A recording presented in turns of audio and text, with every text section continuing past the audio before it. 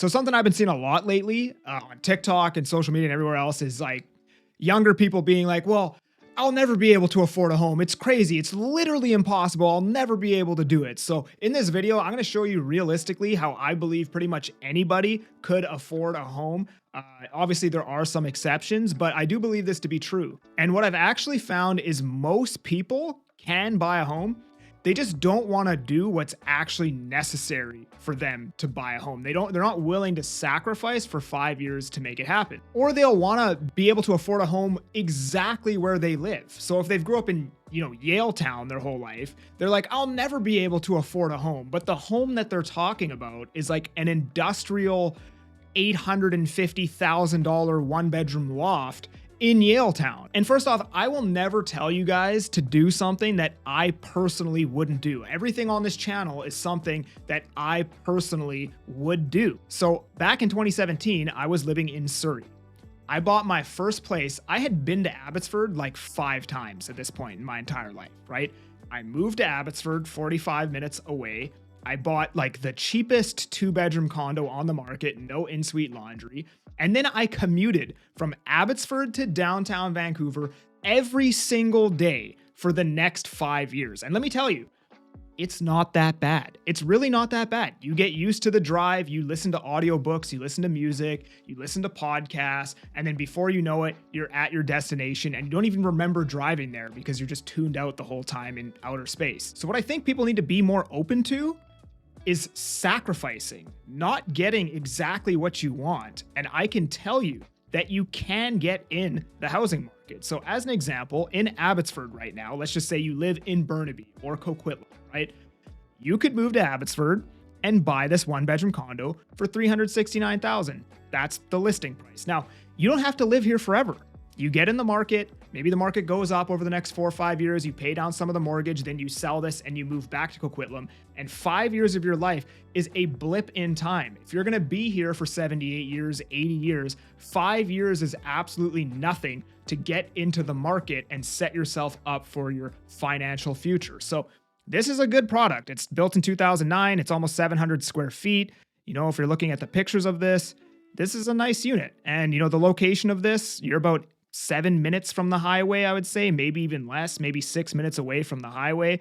Now, the first thing is people are going to say, well, what about, driving? Driving, it takes a lot of time. There's a lot of gas. There's blah, blah, blah. There's this and that. Well, you could buy a 2017 Honda Civic, which are super fuel efficient and reliable and pretty much last forever, for just $12,000. Now, the numbers on this, what does this actually look like? So in this calculation, I'm saying you make 90 grand a year. You could buy this house making about 80 grand a year, but let's just say $90,000, right? I know not everybody's making $90,000, but I think if you really put your mind to it, you could make $90,000. Maybe you're making 65 or 70 right now. You could devote your weekends to a part-time job, or you can just level up in your career. And so, you're making more money, right? But $90,000 a year, your net is $59,000 after tax, and that makes your monthly net $4,900. So if you buy this condo with 5% down, you would need a little bit more than $15,000. Now, I know some people out there are gonna be like, 15 grand? How do I save 15 grand? Well, actually,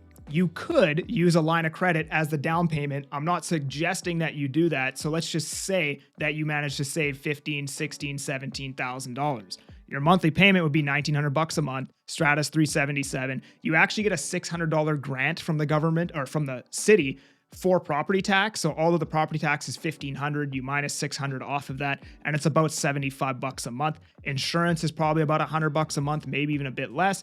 And then I remember my utilities when I was living in a condo was actually like for heat and everything was like $35 a month. I put 60 here just for safe measure, right? So just the housing, you're at $25.57 per month.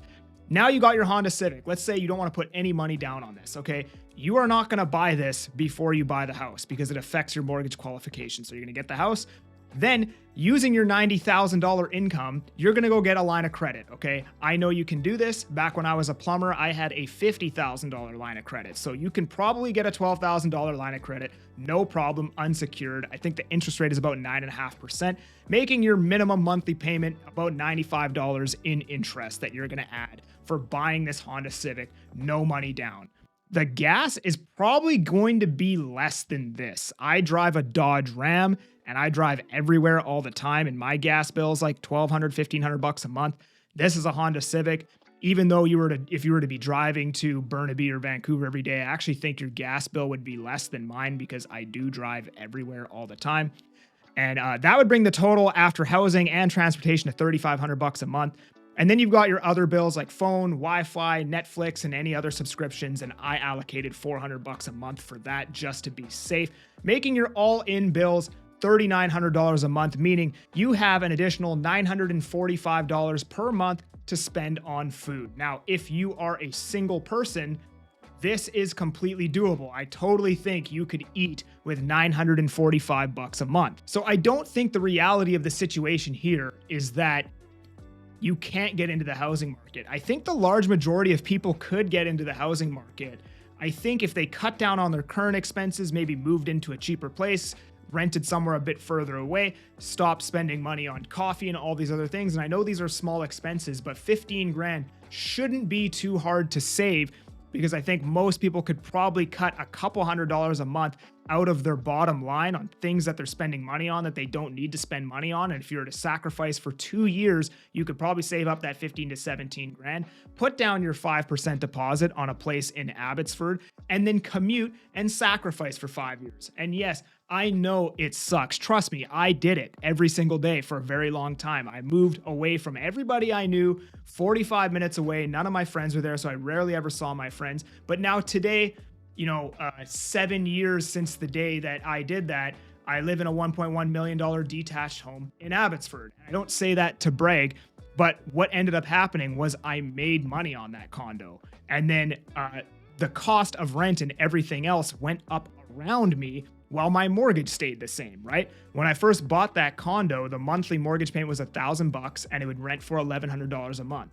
Today, that condo rents for $2,100 a month. But here's the thing, my mortgage still would have been about $1,100, $1,200 a month after the interest rate change, maybe $1,300. So after the 5 years, the condo had appreciated. I paid down about $40,000 worth of equity, and then I had made some other investments because my income had gone up, and now the cost of owning that home was a lot lower in comparison to my income, so I was able to invest more money.